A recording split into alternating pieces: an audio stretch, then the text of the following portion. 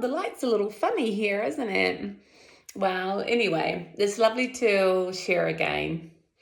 And what I wanted to share in this video is something that's been I've been playing with a lot of people actually in the last couple of weeks, and it's been fascinating to have to hear the responses and have the feedback because it's fun.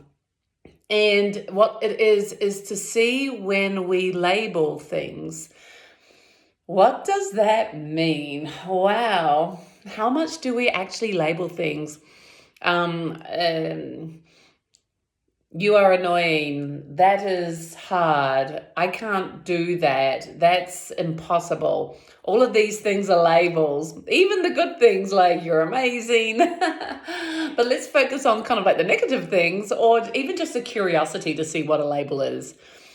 Because typically what happens is we lose innocence by the label, especially when it's predominantly negative or, telling ourselves that we can't do something, which is fascinating to see because the label then is really allowing us this finite experience. We're kind of like limiting what we are experiencing because we've already called it something and put it in a box. Behind me, that tree is too big and a catastrophe for the neighborhood in case it falls on a house. So instantly we've created this story and we've lost innocence with simply experiencing what is right now. Now, on one hand, people might say, but hey, if you don't wake up to these things, and the tree does fall on your house, well, then, you're the silly person.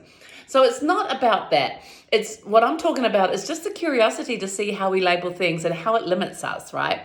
So if you do decide you need to cut your tree down or do something to save your house, of course, do it. It's not like you don't do it.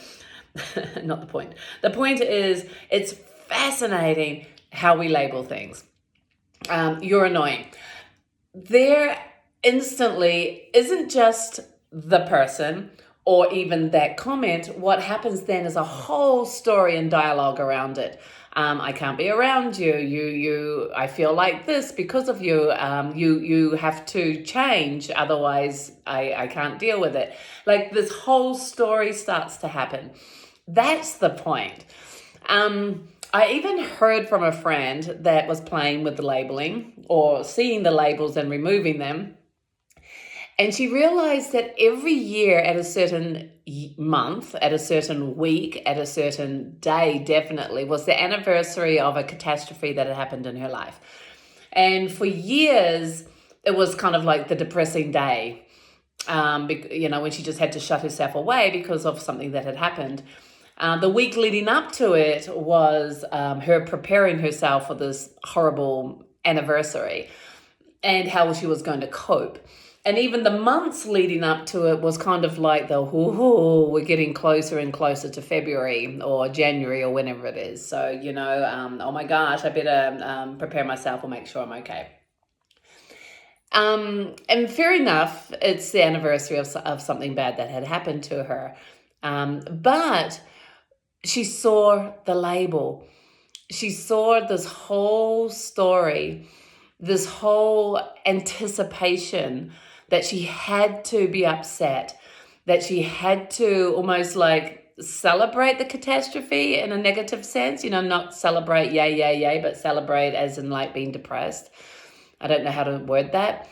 It's like the anniversary that comes around, the date that comes around once a year had to be an acknowledgement of this thing. And so she wasn't allowed to let it go. And so the date equals bad. That date equals pain and suffering. And she saw it. And then she was like, you know what? It is a label. Can I do this differently?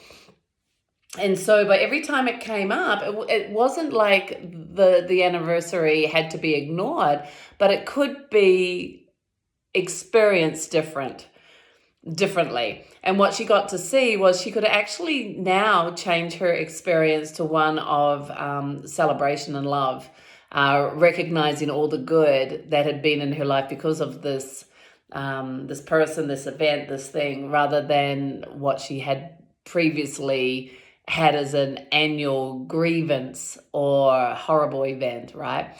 So what I saw in that was just how fascinating we all are as we label things and hold them to the story. And it's the story that creates our reality, not the labeling, right? The label is just a word, it's just a name, it's just a way of describing an experience. And yet it's the story around it that is actually our pain and suffering, or our lack of innocence, or our, putting a wall up or something. So anyway, it is a fascinating thing to play with. I've got many people around the world playing with this and sharing with me just what they're discovering. And it's amazing. It really is amazing to see how much the labels actually limit us. So that means we have an opportunity to change. And that's what growth is. That's what waking up is actually change. So these unconscious patterns can be seen differently, and then we live different, which is amazing. Okay, bye-bye.